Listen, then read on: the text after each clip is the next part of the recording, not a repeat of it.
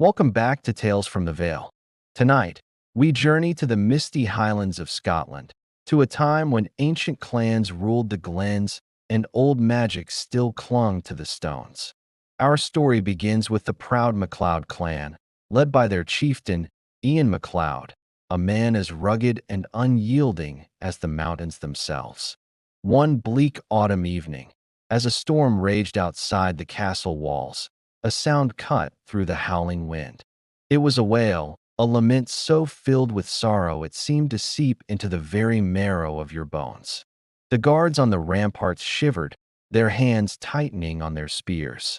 They had heard tales of the Bean Sidhe, the woman of the fairy mound, whose mournful cry was said to foretell a death in the great families. Ian MacLeod, however, was a man of steel and stone, not superstition.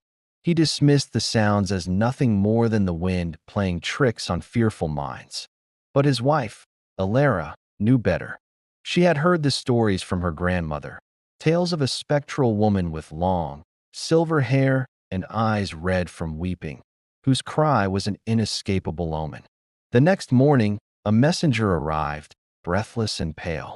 Ian's eldest son, Duncan, a brave warrior loved by all, had been ambushed on his way home. He had fought valiantly, but was overcome. A chilling silence fell over the great hall. The wailing from the night before was no longer just the wind. It was a prophecy fulfilled. The Banshee had cried for Duncan MacLeod. Years passed, but the memory of that terrible night never faded. The MacLeod clan learned to listen to the whispers on the wind.